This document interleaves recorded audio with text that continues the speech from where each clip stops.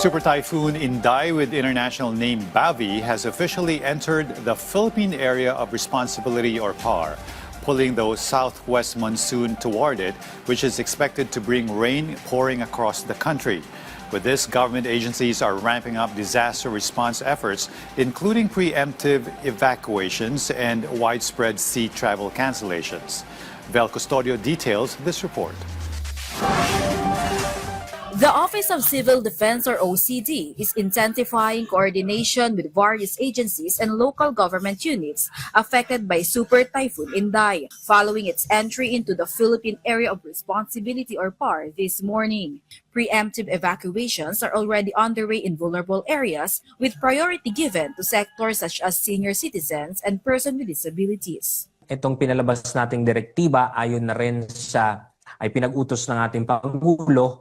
Unang-una po yung pre-disaster risk assessment and scenario building nung iba't ibang mga DRRM councils and committees. Ibig sabihin po, dapat nilang malaman dun sa kanya-kanyang lugar saan, kailan, at gaano katindi yung tatama sa kanilang hangin, ulan, pagbaha, pagguho ng lupa. According to Pag-asa, the Super Typhoon is enhancing the southwest monsoon, which may bring heavy rains to other parts of the country. Sa ngayon, ayon sa Pag-asa, pumasok na ito sa Philippine Area of Responsibility.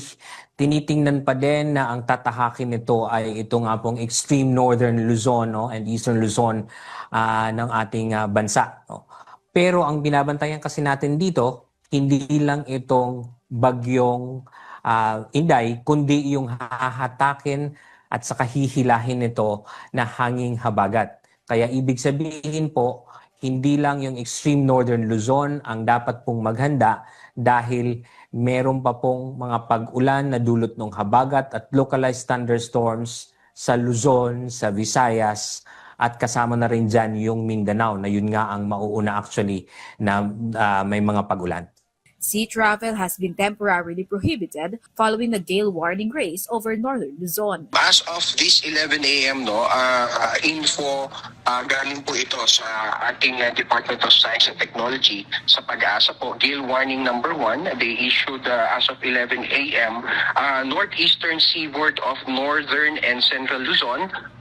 Weather condition natin, makaka-experience ng rainy with gusty winds. So yung wave height po natin nasa 2.8 to 4.5 meters. At ganoon din po sa eastern seaboard of Visayas. So ito yung mga taas ng alon na inaasahan natin. Kaya po with this regard, hindi po natin ini-encourage or we do not allow any fishing bangka and any vessel to venture out of the sea dito sa mga areas na ito.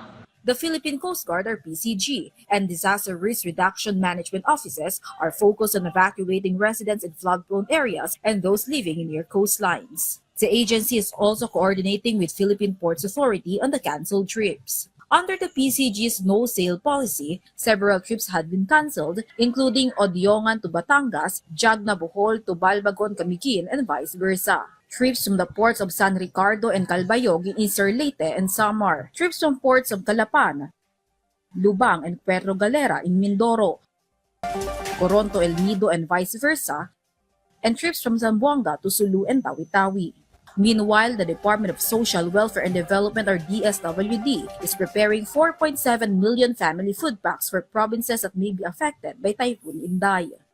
Sa bilang po na iyan, nasa mahigit 105,000 family food packs ang nakapreposition sa mga warehouses natin in Region 1. Gayon din po, in Region 2, more than 217,000 family food packs have been prepositioned. At sa bilang po na iyan, mahigit 23,000 family food packs ang nasa warehouses natin dyan po sa probinsya ng Batanes. So nakahanda na po ang Department of Social Welfare and Development na tumulong sa ating pong mga lokal na pamahalaan na maaari nga pong maapektuhan nitong si Bagyong Inday. The agency continues to coordinate with LGUs on this. Meanwhile, PCG reminded the public to stay updated with the advisory from local government units, know which area will be affected by the super typhoon and monsoon rains, and prepare medicines and go bags. Vel Custodio for The Nation.